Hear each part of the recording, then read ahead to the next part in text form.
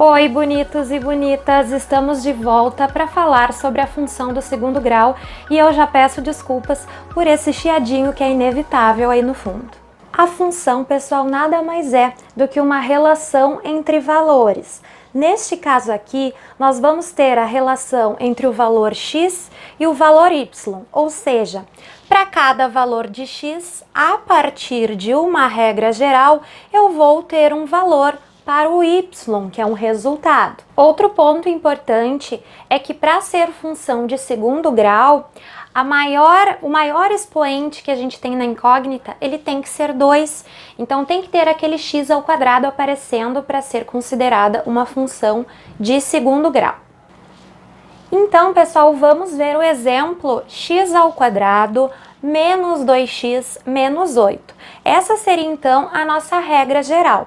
A partir da regra geral, então, nós vamos atribuir um valor para x, substituir ele nesta regra geral e vamos obter o y. Então, vamos lá. Aqui, substituindo, por exemplo, o x por 1. Nós vamos ter 1 ao quadrado menos 2 vezes 1, então estou tirando o x e colocando aquele 1 no lugar, menos 8. 1 ao quadrado vai ser 1, 2 vezes 1 vai ser 2, e o menos 8 permanece ali.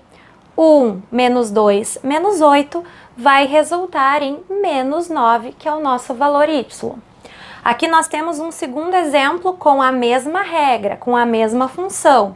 Então, eu vou atribuir para x o valor 6.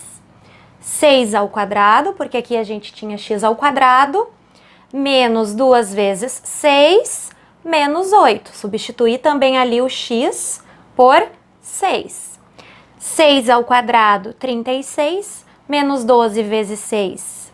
Aliás, menos 2 vezes 6, menos 12, e o menos 8 permanece. 36 menos 12 com menos 8 vai nos dar o valor de y como 16. A função do segundo grau sempre vai ter o formato de uma parábola, que é esse padrão, esse desenho que vocês estão vendo agora aí no vídeo. Esse formato é muito utilizado nas antenas parabólicas, nos radares, nos faróis, nos holofotes e nas lanternas, justamente porque este formato favorece a reflexão num eixo mais concentrado. Nós também podemos ver as parábolas presentes no estudo da trajetória de projéteis, na física. As parábolas também têm uso muito comum na engenharia e na arquitetura. A gente tem alguns exemplos que podemos citar aqui: a Igreja da Pampulha, a Marquês de Sapucaí, a Ponte Hercílio Luz, a Ponte Juscelino Kubitschek e a Golden Gate. Que lindo, cara! Que lindo! Ainda falando em parábola, quando o nosso coeficiente A, que é aquele número que fica ao lado do x ao quadrado, ele for positivo, a concavidade da parábola, que é a abertura da parábola, ela vai ser para cima. Ao contrário, quando o coeficiente A é negativo, a concavidade da parábola, ou seja, a abertura da parábola, fica na parte de baixo. Aqui, pessoal, eu gosto então de usar um macete que é o seguinte: quando nós estamos positivos, parábola, carinha, feliz. Quando nós estamos passando por um momento negativo, parábola, carinha, triste, tá? Então, é uma maneira de relacionar A positivo, carinha feliz, A negativo, carinha triste. Nós também temos que observar um ponto na parábola que é chamado de vértice, tá? Que aqui eu marquei em verde, não sei se dá para ver a cor no vídeo, tá? Esse vértice, ele fica bem no meio da parábola. Se a parábola tiver a concavidade para cima, esse vértice vai ser chamado de ponto mínimo, porque é o ponto mais baixo da parábola. Se essa parábola tiver a concavidade virada para baixo, esse vértice vai ser chamado de ponto máximo, porque é também o ponto mais alto da parábola.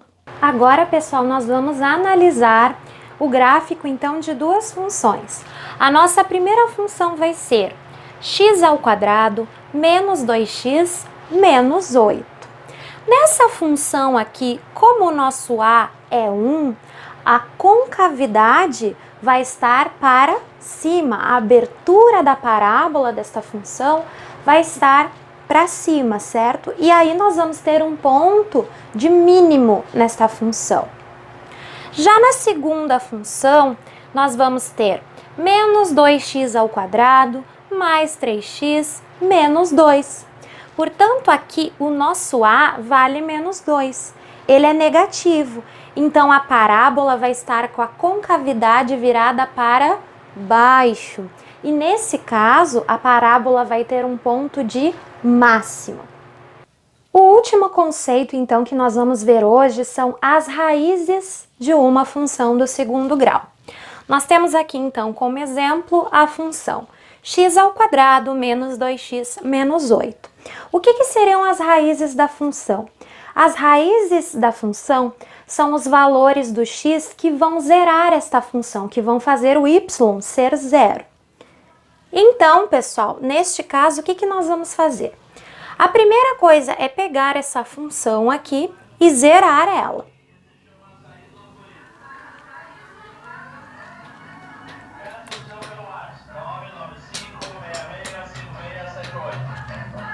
Estamos na Avenida Liberdade, 331, entre a Escola 7 e o Mercado Guarapari. Atendimento das 13 às 19. Depois, então, de zerada essa função, nós temos uma equação do segundo grau. E aí, o que nós vamos fazer? Simplesmente aplicar a fórmula de Bhaskara. Achar os coeficientes a, b e c, aplicar a fórmula. Aplicando a fórmula nesta função aqui, nesta equação, nós vamos ver que os resultados são 4 e menos 2. Portanto, as raízes desta função são 4 e menos 2. Então, quando em alguma questão for solicitado que vocês respondam quais são as raízes da função, simplesmente vocês vão zerar a função, aplicar a fórmula de Bhaskara e achar os resultados, e estas serão, então, as raízes.